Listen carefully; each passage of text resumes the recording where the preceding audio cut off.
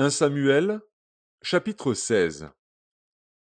L'Éternel dit à Samuel, quand cesseras-tu de pleurer sur Saül? Je l'ai rejeté, afin qu'il ne règne plus sur Israël. Remplis ta corne d'huile, et va, je t'enverrai chez Isaïe, Bethléemite, car j'ai vu parmi ses fils celui que je désire pour roi. Samuel dit, comment irai-je? Saül l'apprendra, et il me tuera. Et l'Éternel dit, tu emmèneras avec toi une génisse, et tu diras, je viens pour offrir un sacrifice à l'Éternel. Tu inviteras Isaïe au sacrifice, je te ferai connaître ce que tu dois faire, et tu oindras pour moi celui que je te dirai. Samuel fit ce que l'Éternel avait dit, et il alla à Bethléem. Les anciens de la ville accoururent effrayés au-devant de lui et dirent, ton arrivée annonce-t-elle quelque chose d'heureux? Il répondit, oui, je viens pour offrir un sacrifice à l'Éternel. Sanctifiez-vous, et venez avec moi au sacrifice.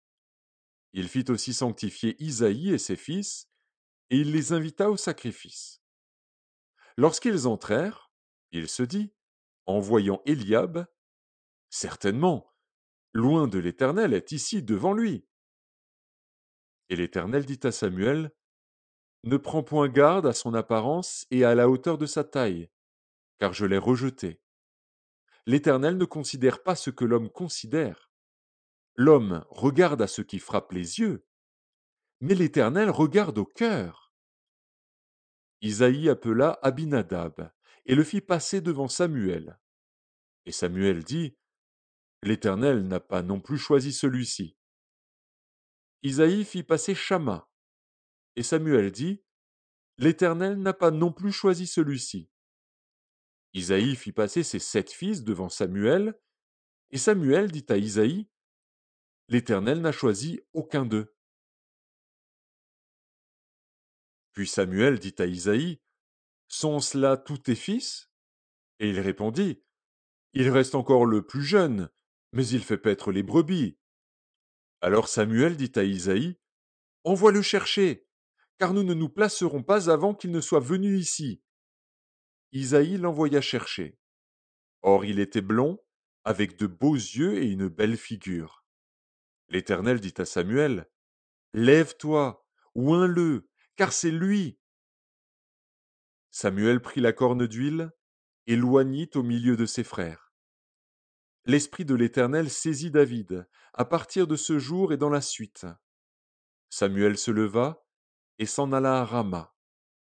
L'Esprit de l'Éternel se retira de Saül, qui fut agité par un mauvais esprit venant de l'Éternel. Les serviteurs de Saül lui dirent, voici, un mauvais esprit de Dieu t'agite. Que notre Seigneur parle. Tes serviteurs sont devant toi. Ils chercheront un homme qui sache jouer de la harpe, et, quand le mauvais esprit de Dieu sera sur toi, il jouera de sa main, et tu seras soulagé. Saül répondit à ses serviteurs, trouvez-moi donc un homme qui joue bien, et amenez-le-moi. L'un des serviteurs prit la parole et dit, voici, j'ai vu un fils d'Isaïe, Bethléemite, qui sait jouer. C'est aussi un homme fort et vaillant, un guerrier, parlant bien et d'une belle figure, et l'Éternel est avec lui. Saül envoya des messagers à Isaïe pour lui dire, envoie-moi David, ton fils, qui est avec les brebis. Isaïe prit un âne, qu'il chargea de pain, d'une outre de vin et d'un chevreau, et il envoya ces choses à Saül par David, son fils. David arriva auprès de Saül et se présenta devant lui. Il plut beaucoup à Saül, et il fut désigné pour porter ses armes. Saül fit dire à Isaïe, je te prie de laisser David à mon service, car il a trouvé grâce à mes yeux. Et lorsque l'Esprit de Dieu était sur Saül, David prenait la harpe et jouait de sa main. Saül respirait alors plus à l'aise et se trouvait soulagé, et le mauvais esprit se retirait de lui.